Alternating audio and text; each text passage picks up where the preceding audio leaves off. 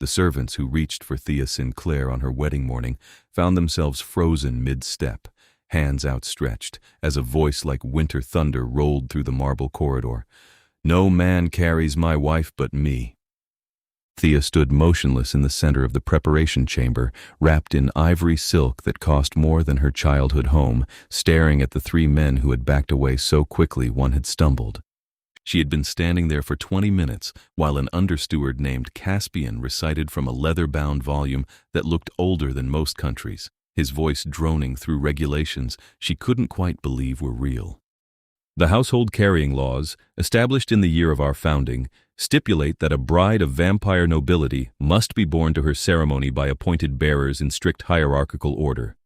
Caspian had intoned, his pale fingers tracing lines of text that seemed to shimmer in the early morning light. First, the Master of Chambers, who represents the household's foundation. Second, the Keeper of Bloodlines, who acknowledges her entry into the family record. Third, the Captain of the Night Guard, who vows her protection. No bride may touch ground between her preparation chamber and the altar. No bride may lift her own veil until her husband commands it. No bride's hand may be taken by another man once the sun sets on her wedding day. She had listened with the numb fascination of someone watching their own life become unrecognizable. 4 hours. In 4 hours, she would marry Draeven Quentin, vampire king of the Northern Court, a man she had met exactly 3 times. The first time had been a business consultation in her cramped office above a bridal shop in downtown Seattle, where he had appeared at 9 o'clock on a rainy Tuesday and offered her an amount of money that made her forget how to breathe. The second time had been a contract signing in a law office that smelled like old books and new leather, where she had signed her name 17 times while lawyers in expensive suits watched her hand shake. The third time had been a fitting for this very dress, where he had stood in the corner of the seamstress's studio and said almost nothing, just watched her with eyes like dark water and nodded once before disappearing. Now the appointed bearers stood across the room, 3 vampires in formal black, and Draven himself filled the doorway with a presence that seemed to pull all the air toward him. He was exactly as she remembered, and nothing like she expected. White hair fell to his shoulders, pristine against skin so pale it seemed to glow in the dim light. He wore a suit that probably cost more than her car, perfectly tailored to a frame that moved with predatory grace. His face was beautiful in a way that made her chest tight, all sharp angles and aristocratic lines, but his eyes held something warmer than she had seen before, concern maybe, or possession.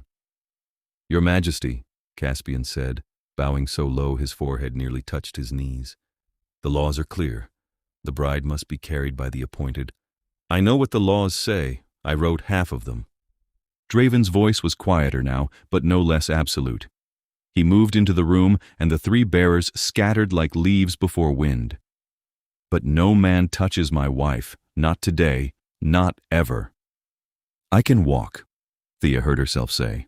Her voice sounded strange, too loud in the suddenly silent room. "I've been walking for 26 years. I can probably manage a few more feet." Draven's gaze shifted to her, and she felt the weight of it like a physical thing. A smile touched his mouth, brief and genuine. "The laws forbid it. Apparently, if your feet touch the ground between here and the altar, the marriage is symbolically unstable and the entire court structure collapses into chaos. That's insane. That's tradition." He crossed the room in 3 long strides and stood before her, close enough that she could smell something like winter forest and old smoke. "I apologize for not explaining this part. There are approximately 8,000 wedding regulations, and I foolishly assumed I could delegate the more ridiculous ones." "You wrote them?" "Some of them. Centuries ago when I was young and thought rules could prevent heartbreak." Something flickered in his eyes, old pain or old regret. "I've learned better since. But the court remembers everything, and changing tradition is like moving a mountain with a spoon." Thea looked past him at the 3 bearers, who were studiously examining the floor. "So what now? We can't break the laws, but you won't let them carry me. We're at an impasse." "No." Draven held out his hand, palm up, waiting. "I carry you myself. The laws say appointed bearers must transport the bride. They don't specify that the king cannot appoint himself." Caspian made a strangled sound. "Your Majesty, the precedent will be established today. Draven didn't look away from Thea. Do you trust me? It was a ridiculous question. She had agreed to marry a vampire king to pay her sister's medical bills after a car accident had left Sarah in a coma with mounting debts that would have crushed 3 families. She had signed contracts that bound her to a man she didn't know, in a world she hadn't believed existed until 6 weeks ago. She had planned this entire ceremony, every flower and candle and carefully orchestrated moment, treating her own wedding like just another client event because if she thought about it any other way, she would scream. Trust was a luxury she couldn't afford. But he was asking anyway, hand outstretched, waiting for an answer. I don't know you well enough to trust you, she said honestly. But I trust that you need this marriage as much as I do. So yes, for now. Something in his expression shifted, became almost soft. That's a start. He moved before she could think, one arm sliding under her knees and the other supporting her back, lifting her against his chest with a gentleness that surprised her. She had expected coldness, the chill of undead flesh, but he was warm.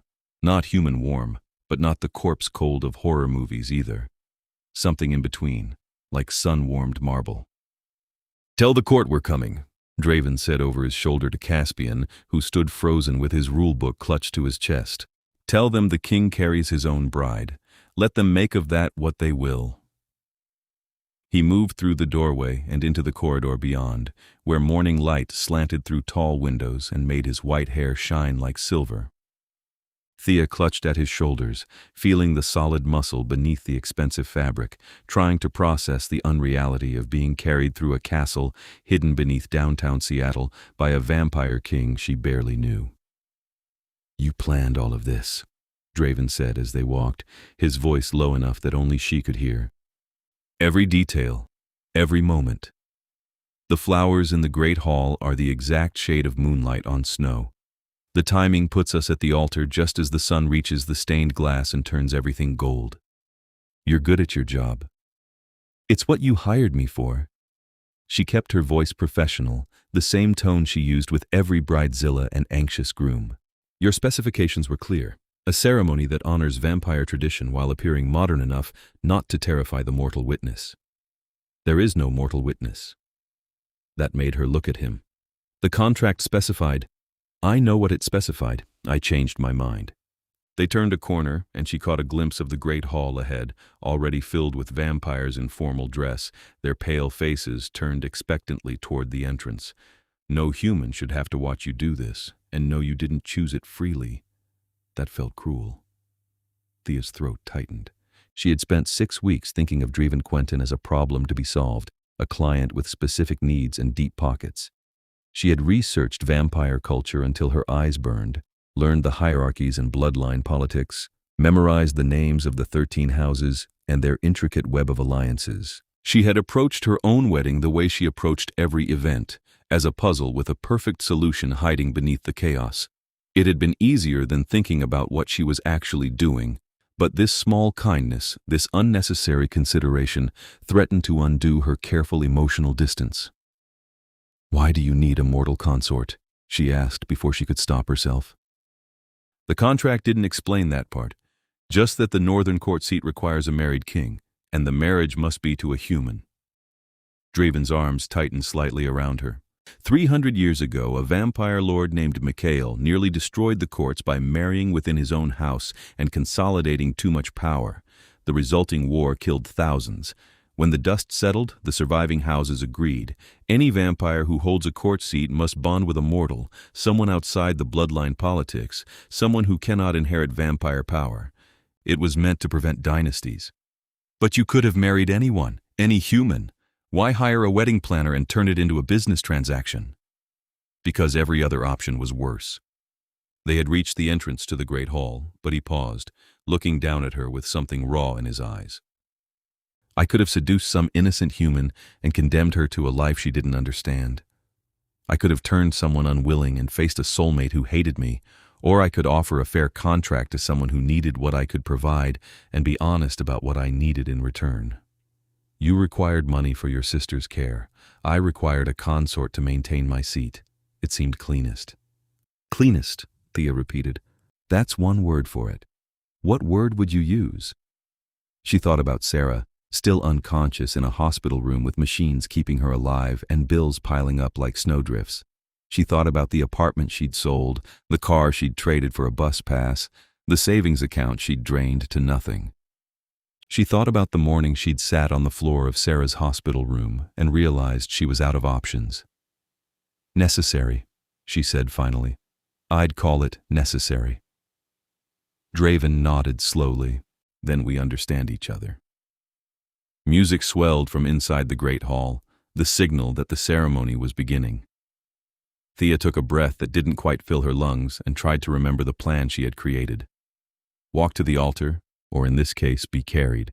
Exchange vows she had written herself, carefully researched and approved by 3 different vampire legal experts. Accept the consort's mark, a binding that would tie her to Draven and the Northern Court. Sign the final papers. Smile.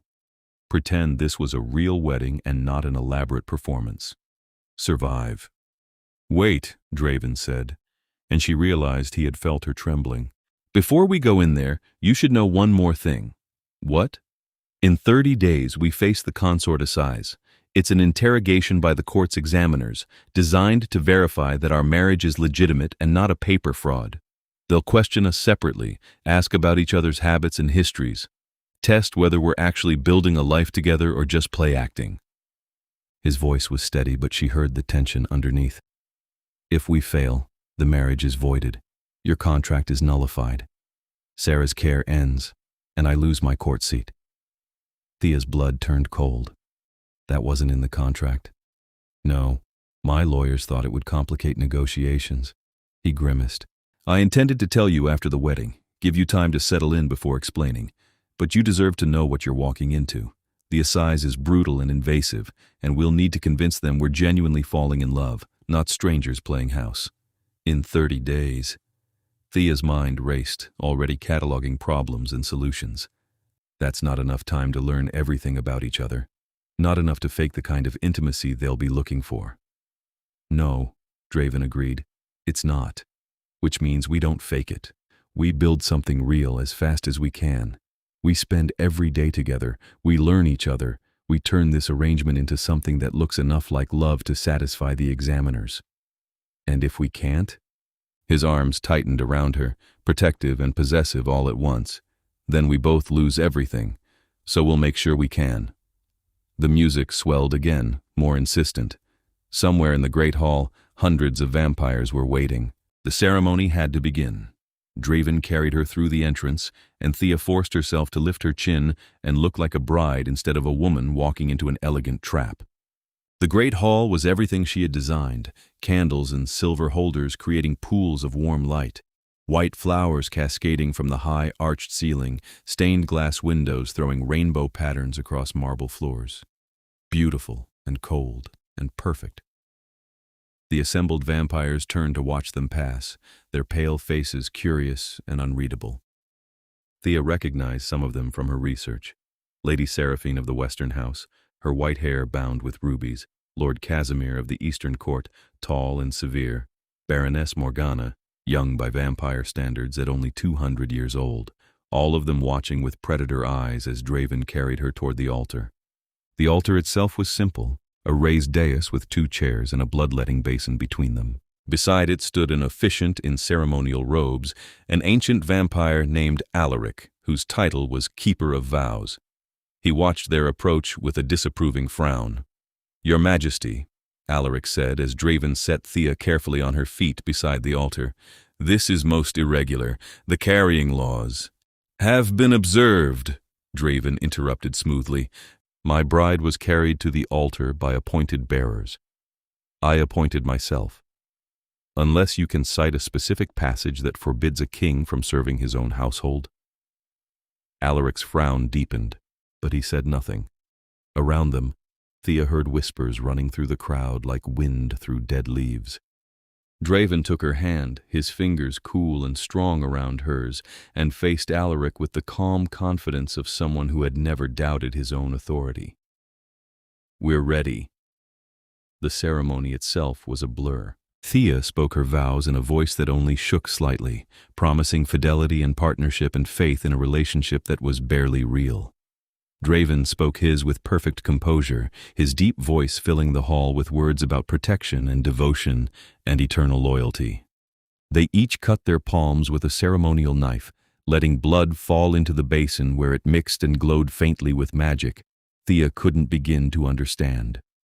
When Alaric bound their hands together with white silk and pronounced them married under the law of the Northern Court and the customs of the elder houses, Thea felt something shift in her chest. A connection, thin as spider silk but unmistakably there, tying her to the man beside her. Draven turned to her, still holding her bound hand, and leaned close enough that his breath stirred her hair. "Are you all right?" he murmured, too quiet for anyone else to hear. She wanted to say no. She wanted to scream that nothing about this was all right, that she had just sold herself into a marriage with a stranger to save her sister's life, that she was terrified and furious and desperate all at once. But there were hundreds of vampires watching, and a sister in a hospital bed depending on her, and a man who had just publicly defied tradition to spare her the indignity of being passed between servants like luggage. So she lifted her chin and met his dark eyes and said, "I will be." His expression softened. That's enough for now. The reception afterward was an exercise in endurance. Thea stood beside Draven for what felt like hours, shaking hands with vampires whose names she struggled to remember, accepting congratulations that felt more like assessments. She smiled until her face ached and made polite conversation, and pretended she couldn't feel them studying her like a specimen under glass. Lady Seraphine paused before them, her ruby jewelry glinting like drops of blood.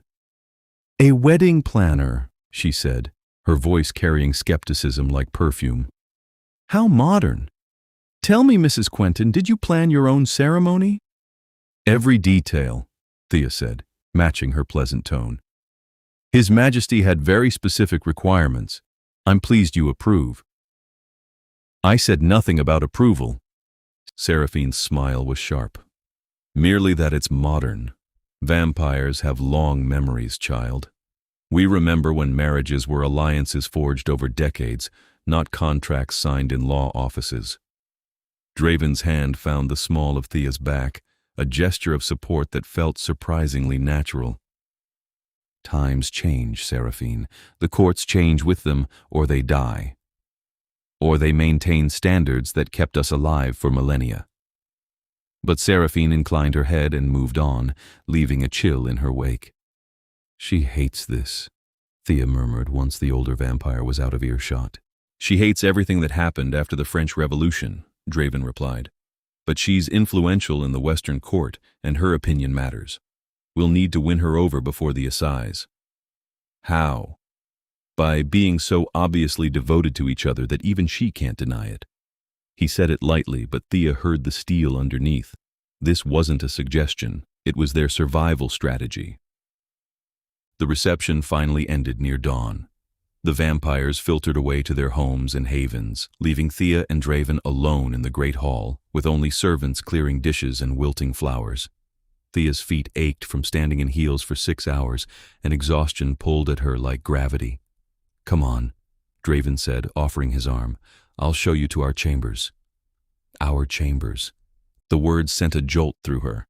She had been so focused on surviving the ceremony that she hadn't let herself think about what came after. They were married now, legally bound, expected to share a life, expected to share a bed. Draven must have seen something in her face because he stopped walking and turned to face her fully. "Thea, look at me." She did, reluctantly. "This marriage is real in law and magic, but it's still ours to define." His voice was gentle but firm. "I won't touch you unless you want me to. Our rooms have separate sleeping chambers. We'll build trust first, intimacy, if and when it develops naturally. I'm not a monster." "You're a vampire," she said, aiming for humor and landing somewhere near hysteria. His mouth quirked. "I'm a vampire who understands consent. Come on. You need sleep, and I need to feed before the sun rises properly." He led her through corridors that twisted deeper underground, past galleries hung with paintings of vampire lords long dead, and rooms filled with furniture that belonged in museums. Finally, he opened a door onto a suite that made Thea stop and stare. It was beautiful. Not cold vampire beautiful, but genuinely warm and inviting. A sitting room with deep couches and a fireplace that burned with actual flames. Bookshelves crammed with everything from leather-bound classics to paperback thrillers. Windows that showed what looked like a garden view but couldn't possibly be real this far underground. 2 doorways leading to separate bedrooms, just as he'd promised. "I had this prepared based on your apartment," Draeven said, watching her reaction. "Your sister gave me access before the accident. I hope that's not too invasive." Thea moved into the room, touching the books, recognizing some of her favorites. On a side table sat a framed photo of her and Sarah at the beach, taken the summer before the accident. Her throat tightened. "It's not invasive," she managed. "It's thoughtful." "Good." He hovered near the door, clearly uncomfortable. "There's food in the kitchen through there, human food. A phone on the desk that can reach the outside world and any part of the castle. Your clothes are in the right bedroom. If you need anything, Draeven." He stopped. "Thank you," she said simply. "For today, for this, for not making it worse than it had to be." Something in his expression cracked, showing a vulnerability that made him look almost human. "Get some rest, Thea. Tomorrow we start learning to be married." He left, closing the door softly behind him, and Thea stood alone in her new home, feeling unmoored and exhausted and strangely hopeful despite everything. She slept for 12 hours and woke to find Draeven in the sitting room, reading a book with his feet propped on the coffee table like a normal person instead of an immortal king. Morning light, filtered and artificial, filled the windows. He looked up when she emerged and smiled. "Coffee?" he offered, gesturing to a pot on the table. "I don't drink it myself, but the kitchen assured me it's excellent." "You waited for me to wake up? We need to start the assize preparation. I thought we'd begin with breakfast and basic questions." He set down his book and picked up a notepad. "What's your favorite color?" Thea poured coffee and settled on the couch across from him, pulling her knees up under her. "Green. The dark green of forests before a storm. Why?" "Because in 30 days an examiner will ask me that question, and if I get it wrong, they'll use it as evidence that we're strangers pretending." He wrote something on the notepad. "My favorite color is midnight blue, the color the sky turns in the last moments before true night." That's very poetic for a vampire king. I've had a long time to think about it. He looked up, and his expression was lighter than she'd seen it before. "Favorite food? Italian, specifically my grandmother's lasagna recipe, but she died when I was 12 and I never learned how to make it properly. The old grief was distant now, worn smooth by time. You? Blood type AB negative, fresh from the source, preferably someone who's just eaten chocolate." His grin was sudden and startling. "Before you ask, yes, donor blood tastes different based on what they've consumed. Yes, it's extremely strange. No, I don't understand the biology." Thea found herself smiling despite everything. "That's horrifying and fascinating. That describes most of vampire existence." He leaned back, studying her. "What made you become a wedding planner?" "I like solving problems that have happy endings," she said immediately, then paused, surprised by her own honesty. "Most of my clients are facing the biggest, most stressful day of their lives. They're terrified something will go wrong, that it won't be perfect, that they'll disappoint everyone watching. I get to swoop in and make it all work. I get to create moments where people are genuinely, completely happy, even if it's just for a day." "And your own wedding?" Draeven asked quietly. "Did planning it make you happy?" Thea looked down at her coffee. "It made me feel useful, like I had some control in a situation where I had none." "I'm sorry." He said it simply, without drama, just genuine regret. "You deserved better than this." "So did you." She met his eyes. "A king shouldn't have to marry a stranger to keep his throne." "No," he agreed. "But here we are, so we make the best of it." They spent the morning trading questions and answers, filling notebooks with each other's histories. Thea learned that Draeven was 473 years old, turned during a plague that killed his entire family.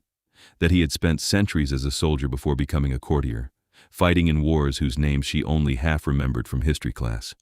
That he loved music but couldn't play an instrument. loved literature but refused to read anything written after 1950 because modern novels made him feel ancient. Draven learned that Thea had wanted to be a teacher before financial reality pushed her into event planning. That she was allergic to strawberries and bad at keeping plants alive. That she had a scar on her left knee from falling off a bike when she was 7, and another on her right hand from a kitchen accident in college. That she missed her sister with an ache that never quite faded, and worried constantly that Sarah would never wake up. "She will," Draven said with unexpected conviction. "The doctors I hired are the best in the world. If anyone can bring her back, they can." "You don't know that." "No, but I believe it. Sometimes that's all we have." Lunch arrived on silver trays carried by silent servants, and they ate together, or rather, Thea ate, while Draven watched and asked more questions. Favorite movie? Worst fear? Best memory? They built a foundation, one answer at a time, turning strangers into something approaching friends. By evening, Thea's hand was cramped from writing, and her head spun with information. She knew more about Draeven Quentin than she knew about people she'd been friends with for years. And stranger still, she found herself liking him. He was funny in a dry, understated way. He listened when she talked, really listened, his full attention focused on her words. He was patient with her questions about vampire culture and honest about the darker parts of his nature. "I need to feed," he said as the light faded from their artificial windows. "Would you like to come with me?" Thea tensed. "Come with you?" "To the donor halls. Most vampires in the castle use a service humans who offer blood in exchange for payment and protection. It's all very civilized and regulated." He stood and stretched, movements fluid and inhuman. "I thought you might want to see how it works. Understand that part of what I am." It should have been terrifying. Instead, Thea found herself curious. All right. The donor halls were nothing like she expected. Instead of some gothic nightmare, they looked like a upscale medical clinic. Clean white rooms with comfortable chairs, soft music playing from hidden speakers. Humans in professional attire moved between rooms, checking tablets and chatting quietly. A woman approached when she saw Draven, her smile genuine. "Your Majesty, your usual room is ready." "Thank you, Elena." Draven turned to Thea. "Elena manages the donor services. She's been with the court for 15 years. Elena nodded to Thea with interest. "The new queen. Congratulations on your wedding. I hope His Majesty is treating you well." "He is," Thea said, and was surprised to realize it was true. Draven's usual room was small and comfortably furnished, with a young man already waiting in one of the chairs. He stood when they entered, relaxed and professional. "Your Majesty," he said, then glanced at Thea. "I'm Marcus. I've been Draven's regular donor for about 6 months." "You're not afraid?" Thea blurted. Marcus looked genuinely puzzled. "Why would I be afraid? This pays better than my day job, the health benefits are incredible, and vampires who use the service are required to be extremely careful with donors. It's the safest job I've ever had." Draven gestured for Marcus to sit, then looked at Thea. "You can stay or go, whatever you're comfortable with." She stayed, watching from the corner as Draven knelt beside Marcus's chair and leaned close to his neck. It was intimate but not sexual, careful but not cold.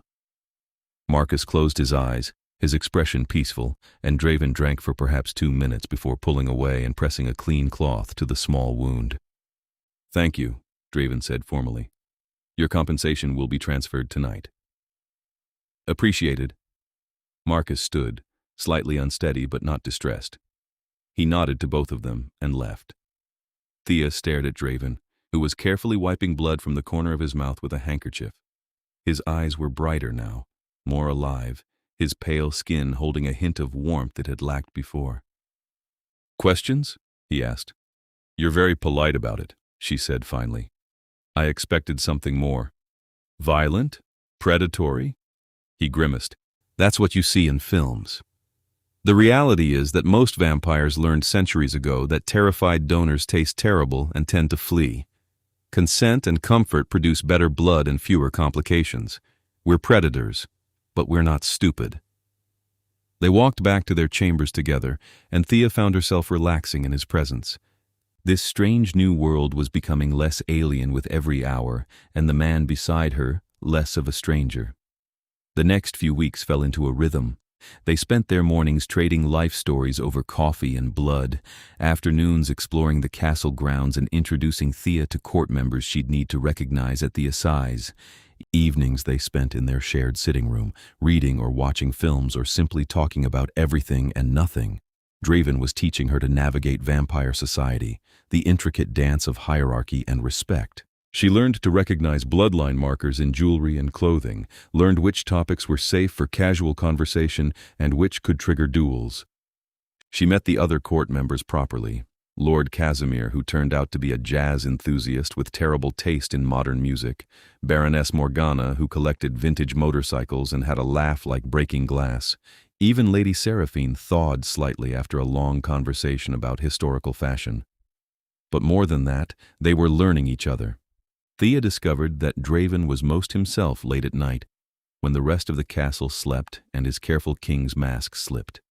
He would sprawl on the couch in worn clothes and talk about his past with a wistful honesty that made her chest ache. He told her about his human life, growing up poor in a village whose name no longer existed, watching his younger brother die of the plague and begging God for a way to save him. About the vampire who found him dying and offered him immortality, and how he had said yes because the alternative was leaving his grief unfinished. "I thought I'd have time to understand it all," he said one night, 3 weeks into their marriage, staring at the false fire in their fireplace. "I thought immortality meant I could process my family's death slowly, carefully. Instead, I just carried it forward. 400 years later, and I still miss my brother like it was yesterday." "What was his name?" Thea asked softly. "Daniel. He was 8 years old and obsessed with birds. He could identify every species in the forest just by their calls." Draven's voice was distant. "I thought I'd forgotten his voice, but sometimes, in the space between sleep and waking, I still hear him laughing." Thea moved closer, drawn by the raw pain in his words. "I'm sorry. Don't be. I made my choice. I've had a long life, seen wonders Daniel never could have imagined. I don't regret immortality. I just regret what I lost to gain it." He looked at her, and his eyes held centuries of accumulated grief. "You understand that. You gave up your life to save your sisters. I didn't give up my life. I just rearranged it. Into marriage with a stranger, into a world you didn't know existed, into immortality, eventually, if you choose to turn." His hand found hers on the couch between them. "That's not a small sacrifice, Thea. Neither is sharing your throne with someone you barely know." "I know you better now," he said quietly. "I know you're funny at 4 a.m. when exhaustion makes you punchy. I know you organize your books by color instead of author, which is deeply offensive but somehow charming. I know you cry at romantic comedies but laugh during horror films. I know you're brave and stubborn and kind even when kindness costs you." Thea's breath caught. "Draven. I'm saying I don't think of this as a sacrifice anymore." His thumb stroked across her knuckles, gentle and deliberate. "I think I might be the luckiest vampire in the courts." She should have pulled away.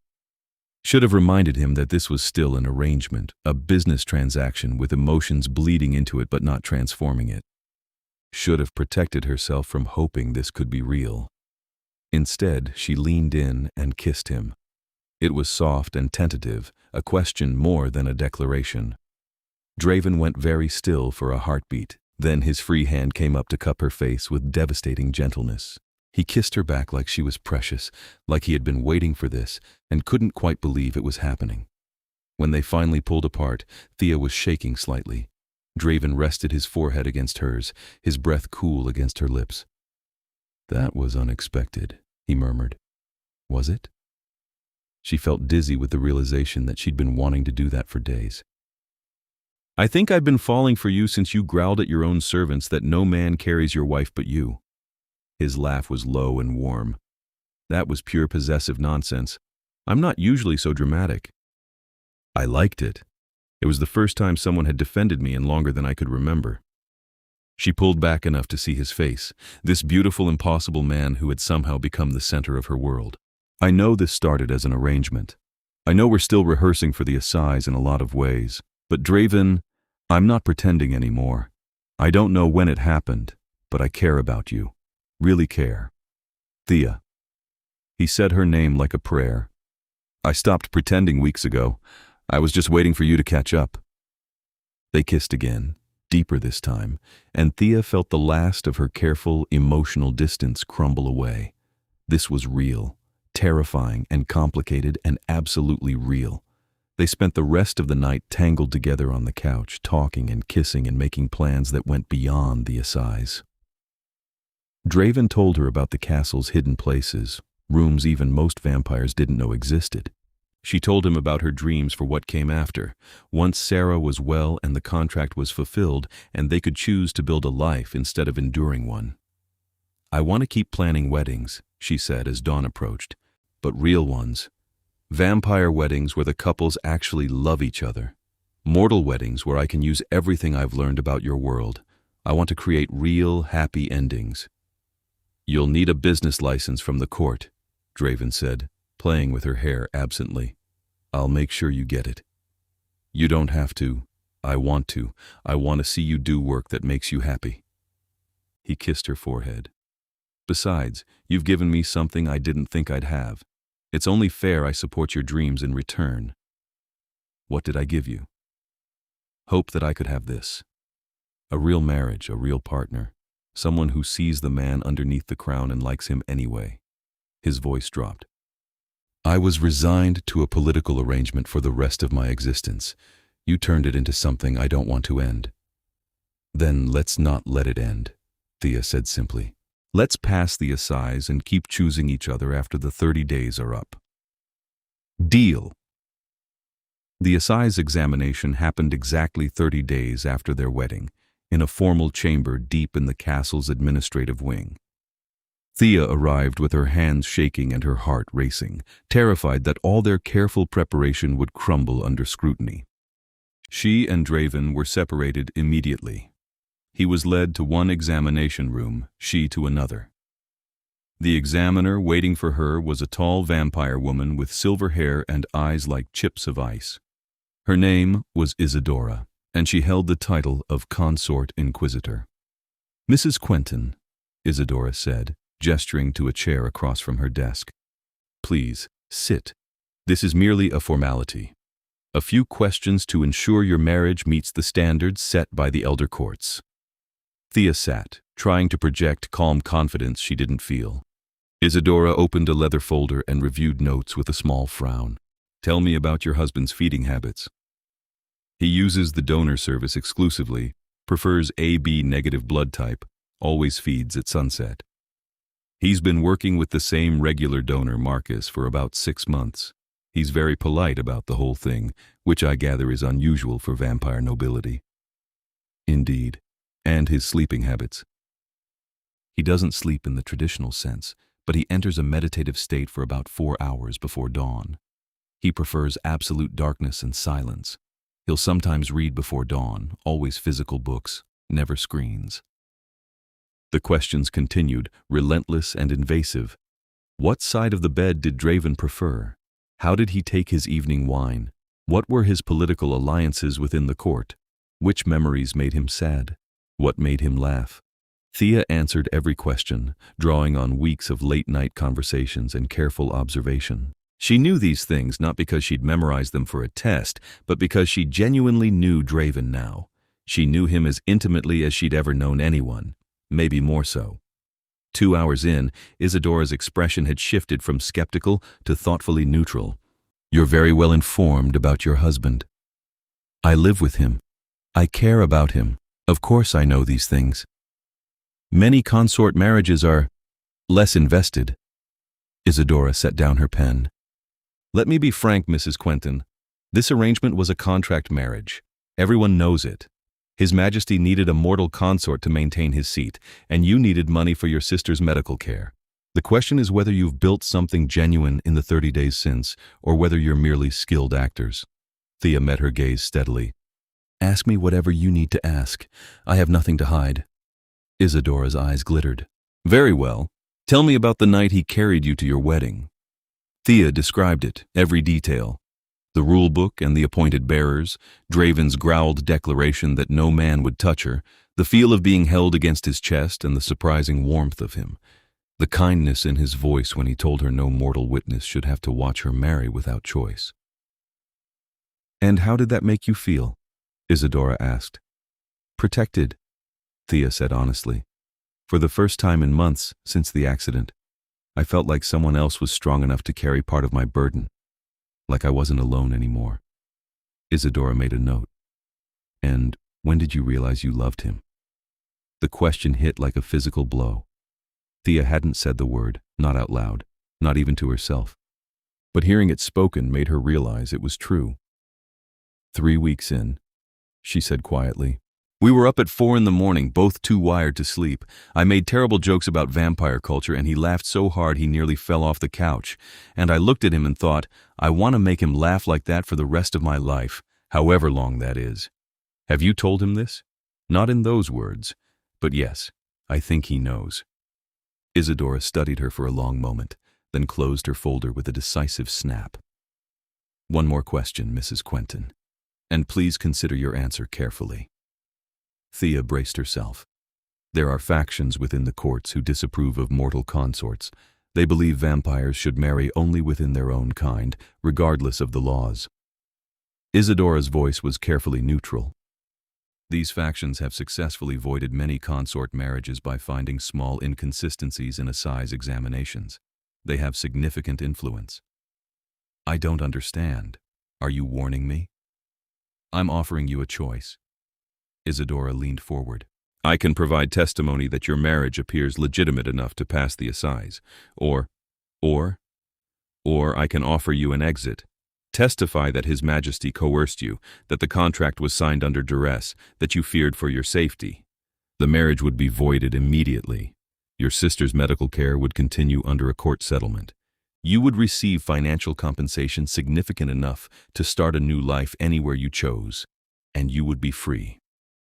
Thea's heart stopped. Free. Completely.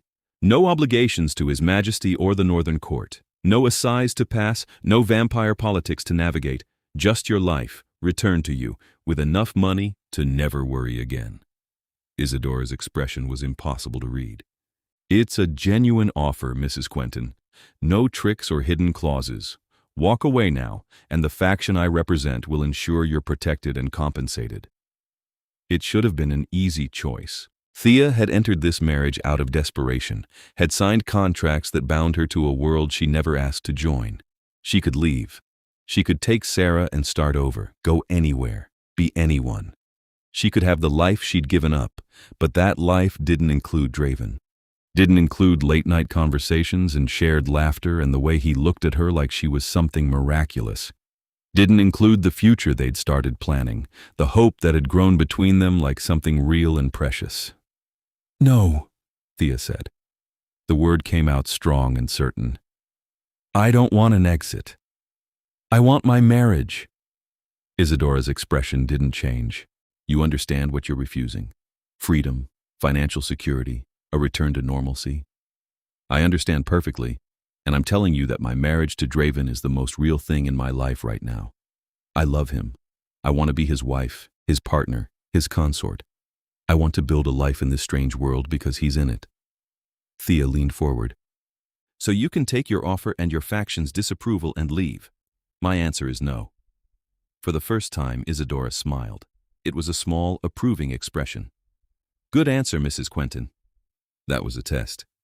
Everything is a test in vampire politics. Isadora stood, gathering her folder. For what it's worth, I believe you.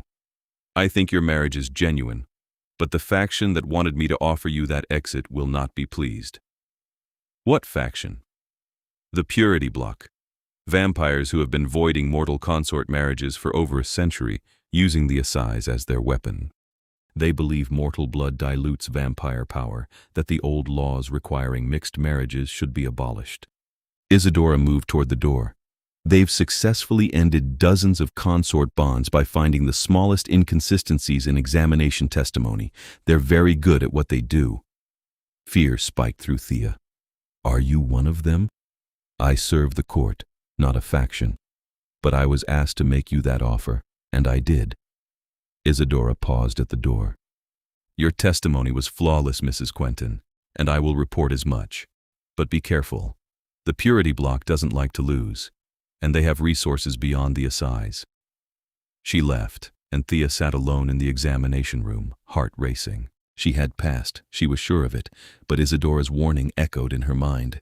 Draeven was waiting in the corridor outside, pacing like a caged animal. When he saw Thea, he closed the distance between them in 3 long strides and pulled her into his arms. How did it go? He demanded. I passed, I think. But Draeven, there's something you need to know. She told him everything. The offer, the purity block, Isadora's warning. Draven's expression grew darker with every word.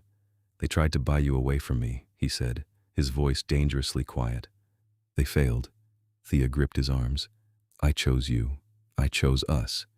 But what do we do about the block? We beat them. Draven's eyes blazed with fury and determination. The assize results will be announced tomorrow at the court gathering. If both our testimonies are solid, the marriage is confirmed and protected under court law. The block will have no further legal recourse. And if they try something illegal? Then they deal with me. His arms tightened around her, protective and possessive. No one takes you from me, Thea. Not the purity block, not the entire vampire court, not fate itself. You're mine, and I protect what's mine. She should have found the possessiveness alarming. Instead, it made her feel cherished and safe. Yours, she agreed, and you're mine, so we protect each other. The court gathering the next day was a formal affair, held in the great hall where they had been married. Every vampire of consequence was present, along with a few carefully selected mortals who served various court functions. Thea stood beside Draeven, wearing a deep green dress that matched her eyes, trying to look confident while her stomach twisted with anxiety. Isadora stood at the front of the hall, holding a sealed document. The results of the consort assize for King Draeven Quentin and Queen Thea Sinclair. Quentin, she announced, her voice carrying through the silent space. The hall held its collective breath. Both parties demonstrated extensive knowledge of each other's histories, habits, and character. Both parties displayed genuine emotional connection consistent with a developing romantic bond. Both parties affirmed their desire to continue the marriage beyond the required contract period. Isadora looked up, and her gaze swept the assembly. It is this examiner's finding that the consort marriage is legitimate, binding, and in full compliance with elder court law. The union is hereby confirmed. Relief crashed through Thea so powerfully her knees nearly buckled. Draven's hand found hers, squeezing tight, his expression carefully neutral, but his eyes blazing with triumph. Applause rippled through the hall, polite but genuine. Lord Casimir raised a glass in salute. Baroness Morgana was actually grinning. Even Lady Seraphine inclined her head in acknowledgement, though her expression remained skeptical. But in the back of the hall, Thea noticed a group of vampires who weren't applauding. 5 of them, all pale and cold and radiating disapproval. One was a tall male vampire with black hair and cruel eyes. He watched Thea with an expression that made her skin crawl. The purity block, Draven murmured, following her gaze. The tall one is Victor. He's led the faction for 200 years. He won't accept this easily. Can he challenge the assize results? Not legally, but Victor doesn't always operate within legal boundaries. The gathering dissolved into a reception, and Thea found herself once again shaking hands and accepting congratulations. But she couldn't shake the feeling of Victor's eyes on her, assessing and hostile. It was near midnight when Victor finally approached them, moving through the crowd with predatory grace. He stopped before Draven and inclined his head in the barest gesture of respect. Your Majesty, my congratulations on your successful assize. His voice was silk over razors, though I must admit surprise. So many consort marriages failed the examination, it's almost miraculous that yours succeeded. Not miraculous, Draven said coldly. Just genuine. My wife and I have built something real. So I'm told. Victor's gaze shifted to Thea, and she forced herself not to flinch. Tell me, Mrs. Quentin, are you enjoying your new life? The castle, the servants, the privileges of vampire royalty? I'm enjoying my husband, Thea said evenly. The rest is just details. Victor's smile was sharp. How charming. And your sister? I understand her medical care was part of your marriage contract. She remains unconscious, I believe. Draven moved slightly, placing himself between Thea and Victor. Careful, Victor. You're approaching topics that are none of your concern. Everything that affects the court's stability is my concern. Victor stepped back, raising his hands in mock surrender. I mean no offense. Merely observing that consort marriages built on financial need rather than genuine feeling often prove fragile.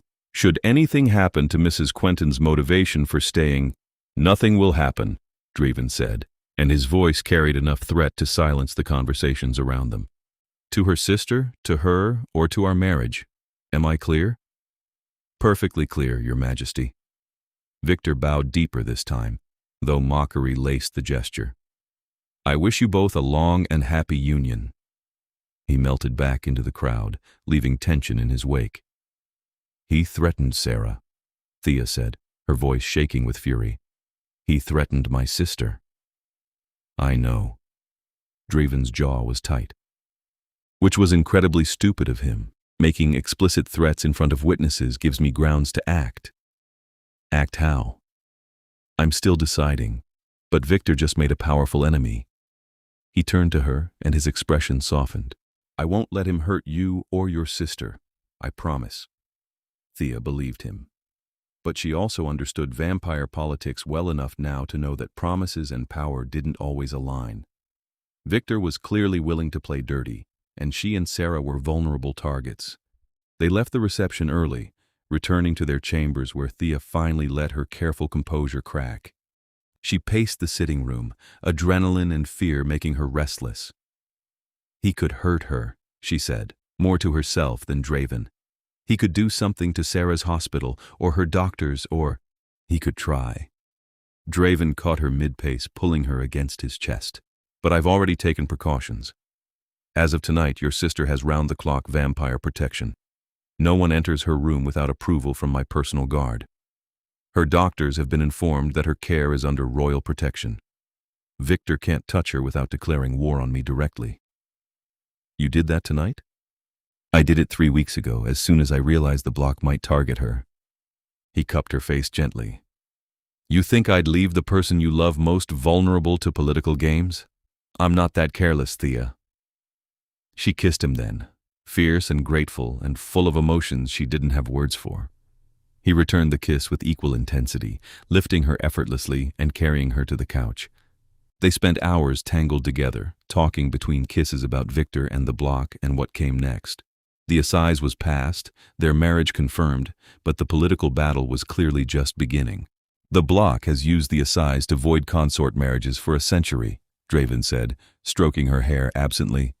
They've maintained power by keeping mortals out of court positions. Our success threatens their entire strategy. So what do we do? Just wait for them to make another move? No, we go on the offensive. His expression turned calculating. The carrying laws and the assize itself are both ancient traditions, created centuries ago for political reasons that no longer apply. If we can prove that these laws are being used to discriminate against mortal consorts, we can challenge them before the High Court. You want to abolish the laws? I want to reform them, make it so the bloc can't weaponize tradition against mixed marriages. He sat up, energy crackling through him. It will take time and political capital. We'll need allies in the other courts, evidence of how the bloc has misused the assize process, testimony from other couples whose marriages were voided unjustly. Thea's mind was already racing ahead, organizing the project like she would a massive wedding. We'll need documentation, records of every assize examination for the past century, testimony from failed consorts about how they were questioned and what they were offered, evidence that the bloc coordinated to create consistent failures. You sound like a lawyer. I sound like a wedding planner who's very good at managing complex logistics. She grinned suddenly. This is just a different kind of event planning. Instead of creating a perfect ceremony, we're creating a perfect case." Draven laughed, surprised and delighted. "I married a strategic genius." "You married a desperate woman who's very stubborn when people threaten her family." She sobered. "But yes, let's do this. Let's tear down the system that tried to separate us." They spent the next 3 months building their case. Draven used his political connections to quietly contact other vampires who had lost mortal consorts to failed assizes. Thea tracked down mortals who had been part of voided marriages and were willing to testify about the examination process. Together they uncovered a pattern of manipulation and discrimination that went back decades. The block hadn't just been failing marriages randomly. They had specifically targeted love matches, genuine relationships that threatened their narrative that mortals were inferior partners. They had bribed examiners, manufactured evidence, and used legal technicalities to destroy bonds that should have been protected. Every piece of evidence made Thea angrier. She met with a woman named Jennifer who had loved her vampire husband desperately, only to have their marriage voided after the examiner claimed their testimony was insufficiently intimate. She spoke with a man named Robert, whose vampire wife had been forced to give up her court position when their marriage was annulled on grounds that he couldn't properly explain her feeding preferences, despite the fact that those preferences had changed during their relationship. "They don't want mortals in positions of power," Robert said bitterly during his interview. "They especially don't want mortals who might have children with vampires, who might create mixed blood heirs. The whole system is designed to keep vampire bloodlines pure and mortal influence minimal." Thea recorded everything, organized it into a comprehensive file that read like an indictment. The evidence was damning and impossible to ignore. During those same months, her relationship with Draven deepened into something that felt unshakable. They were partners now, in every sense. She helped him navigate court politics, using her outsider perspective to spot alliances and resentments he took for granted. He protected her from the subtle cruelties of vampires who still viewed her as an upstart mortal, his presence enough to make even the most hostile court members think twice about crossing her. They were happy. Despite the political battles and the constant low-level threat from the bloc, Thea found herself genuinely, surprisingly happy. She loved the life they'd built, the rhythm of their days, the way Draven would seek her out at odd hours just to tell her something amusing or ask her opinion on a court matter. And then, 4 months after their wedding, Sarah woke up. Thea was in the middle of a meeting with Lord Casimir when her phone rang with a number she didn't recognize. She almost ignored it, but something made her answer. "Mrs. Quentin," an unfamiliar woman's voice. "This is Dr. Harrison at Seattle General. I'm calling about your sister, Thea Sinclair." Thea's heart stopped. "What happened? Is she—" "She's awake, conscious and asking for you. Can you come to the hospital?" The world tilted sideways. Thea stood so abruptly her chair fell over, startling Casimir. "I'm on my way.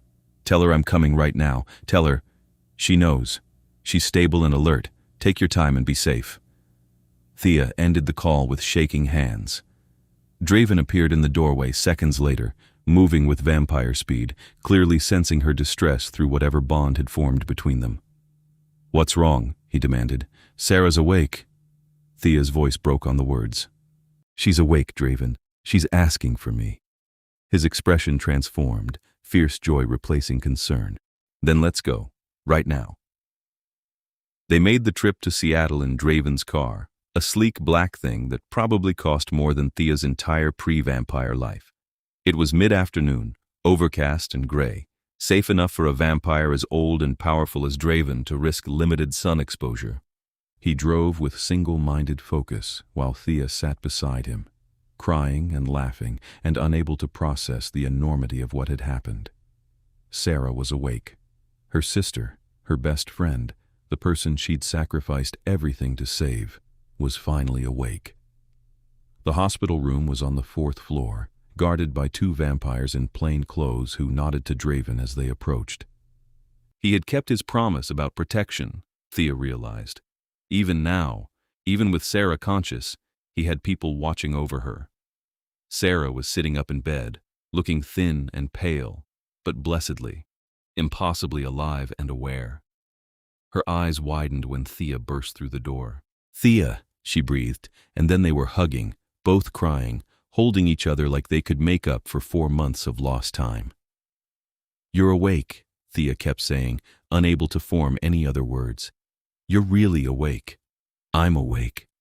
Sarah pulled back, studying Thea's face. "They told me it's been 4 months. They told me you've been taking care of everything. Thea, how did you pay for all this? The bills must be insane." Thea glanced at Draeven, who had remained near the door, giving them space. "It's a long story, but you're safe. You're cared for. That's what matters."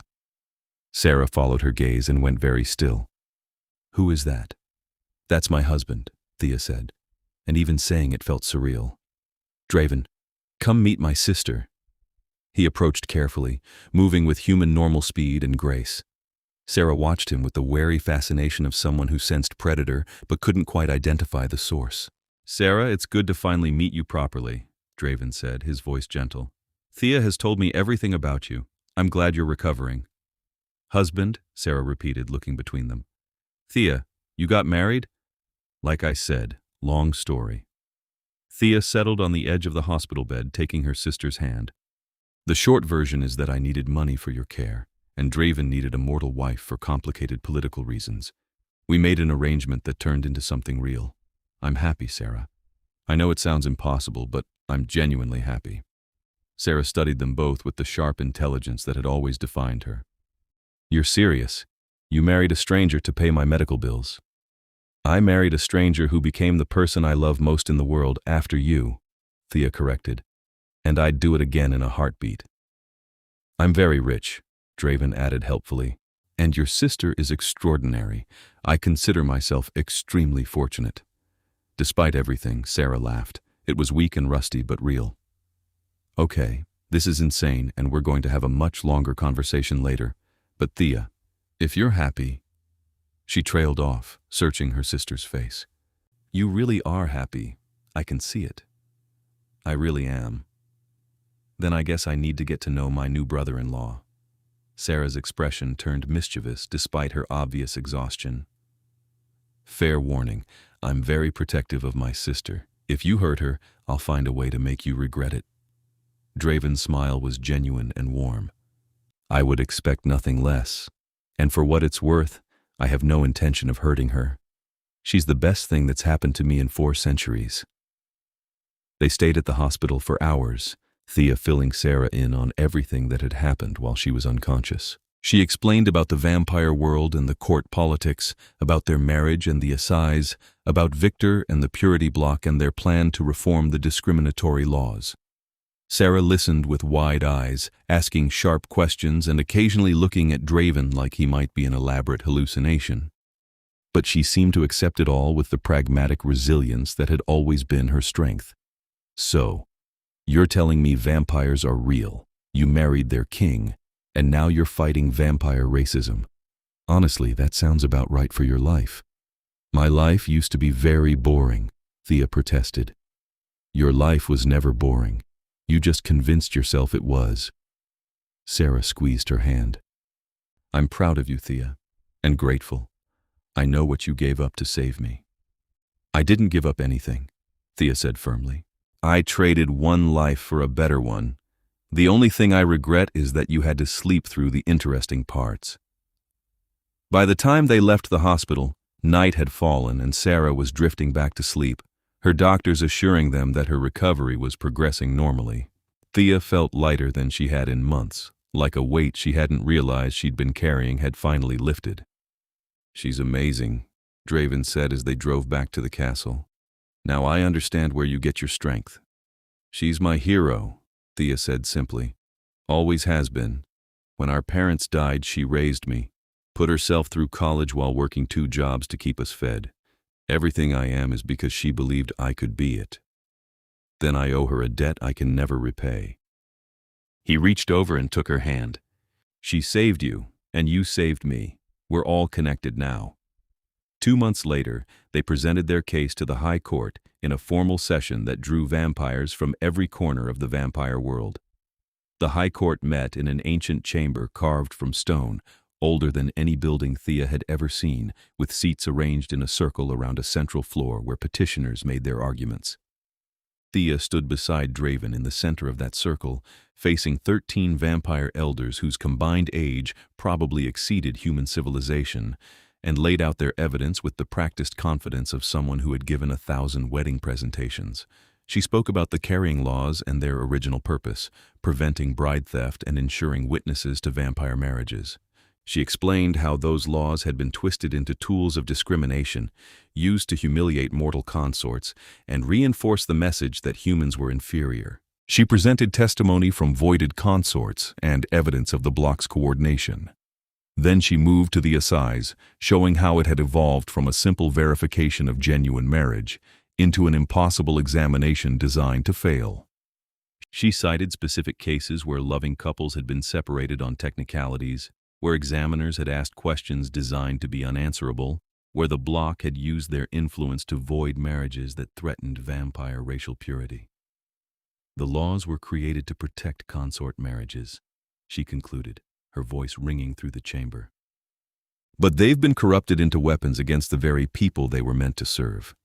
We ask this High Court to dissolve both the carrying laws and the consort assize, and to establish new protections that actually honor mixed marriages instead of undermining them.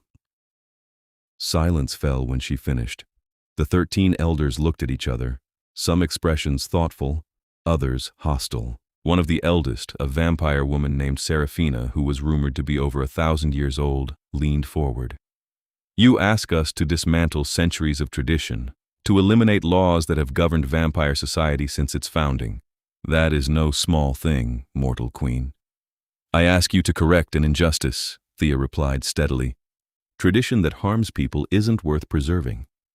And yet tradition is what keeps our society stable. This from a male elder named Constantine, his voice cold. Change comes slowly to vampires for good reason. We have seen empires rise and fall. We know that rash reforms often create more problems than they solve. Draven stepped forward, drawing all eyes to him. With respect, Elder Constantine, there is nothing rash about this reform. We have spent months gathering evidence and building support. We have documented systemic abuse of laws meant to protect, not punish. And we have proven that the current system is actively harming the court's stability by preventing genuine alliances between vampire and mortal communities. Another elder, a woman named Tatiana, spoke up. The purity block argues that mortal consorts weaken vampire bloodlines and dilute our power. Do you deny that mixed marriages create complications for inheritance and succession? I deny that complications are inherently bad, Draven said.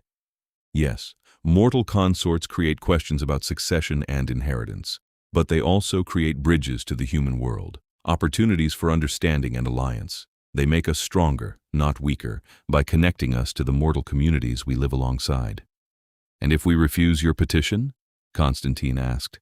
If we uphold the current laws? Then you tell every vampire who loves a mortal that their feelings don't matter.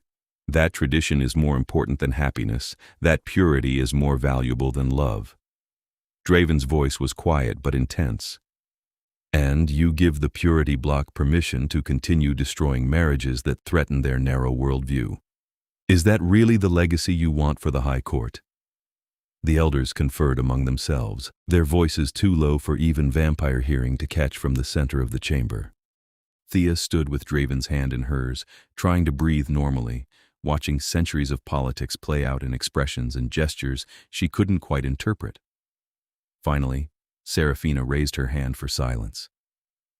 The High Court has reached a decision. Thea's heart hammered so hard she thought it might break through her ribs. We find merit in the petition's evidence, Seraphina announced. The carrying laws and the consort assize have been misused to discriminate against mortal consorts and void legitimate marriages. This court cannot allow such abuse to continue. Hope flared in Thea's chest.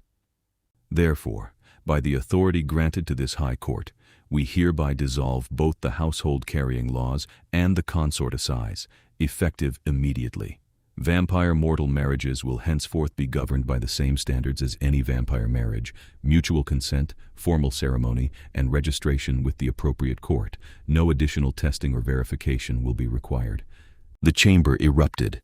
Some vampires cheered, others shouted protests. Victor and the Purity Block members stormed out in fury, but Seraphina's gavel cracked like thunder, silencing the chaos. Furthermore, she continued, this court finds that the Purity Block conspired to abuse legal processes for discriminatory purposes. Those involved in documented cases of examiner bribery or false testimony will be subject to investigation and potential sanction. The High Court will not tolerate corruption of its legal systems regardless of the perpetrator's political motivations. More chaos, more outrage. But also cheering, louder now, as vampires who had lost consorts or supported mixed marriages celebrated the victory. Draven pulled Thea into his arms, lifting her off her feet, his normally controlled expression transformed by pure joy. We did it. We actually did it. We changed the world, Thea said, still trying to process it. We just changed centuries of vampire law. You changed it. I just stood beside you and looked official. He kissed her, deep and fierce, uncaring that they were in the center of the High Court with hundreds of vampires watching. You're magnificent. The celebration afterward was chaos in the best way. Vampires who had been strangers approached to thank them, sharing stories of lost loves and failed marriages, expressing hope that they might try again now that the system had changed. Lord Casimir presented them with an entire crate of vintage wine. Baroness Morgana declared them heroes and demanded they visit her estate for a proper party. Even Lady Seraphine approached, her usual severity softened slightly. I confess I was skeptical of your marriage, child. But you have proven yourself a worthy queen and a force for necessary change. The court is better for your presence. Thank you, Thea said, still dazed. That means more than you know. Use this power wisely, Seraphine advised. You have made enemies today. Victor and his block will not forgive this loss easily. But you have also made allies, and in vampire politics, allies are everything. She swept away, leaving Thea and Draven alone for a moment in the crowded celebration. Are you afraid?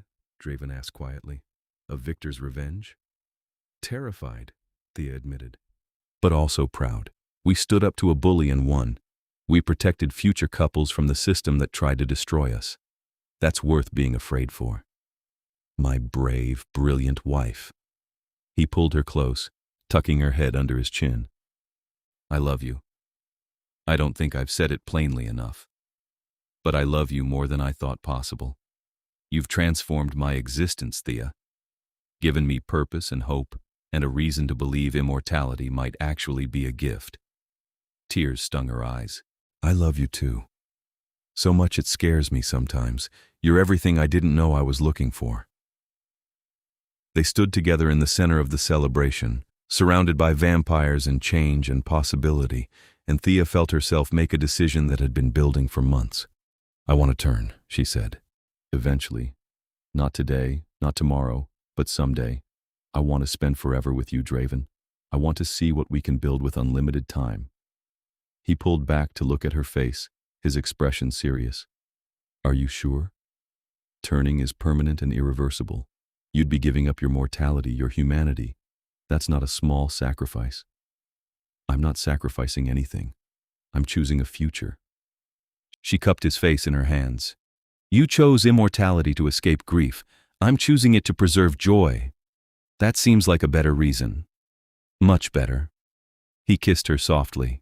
When you're ready then. No rush. We have all the time in the world now. 6 months later, they attended another wedding. Not their own this time, but a ceremony for a young vampire named Elena and her mortal partner Marcus, the same Marcus who had been Draven's regular blood donor. Their relationship had developed quietly over months of donor sessions, and when the carrying laws and assize were dissolved, they had immediately announced their engagement. The wedding was held on a rooftop garden in Seattle, overlooking the city lights. It was the first vampire mortal marriage performed under the new laws, and Elena had asked Thea to plan it.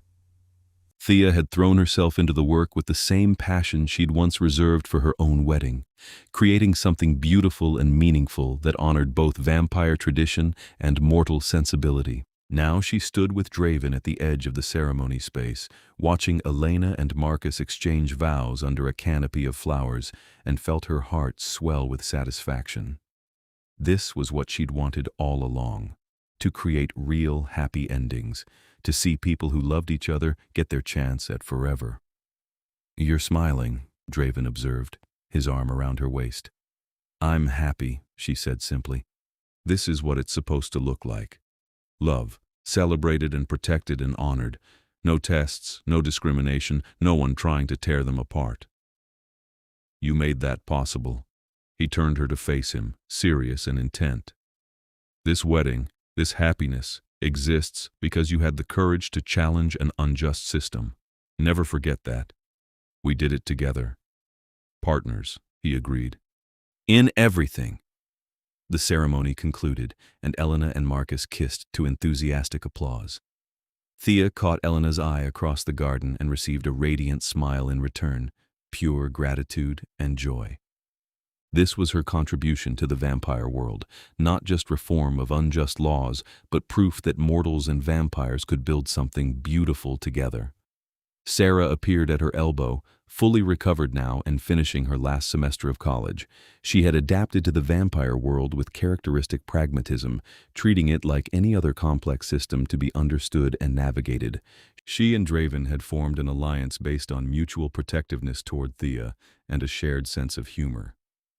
"Beautiful ceremony," Sarah said, accepting a glass of champagne from a passing server. "You're really good at this, sis." "It's what I do."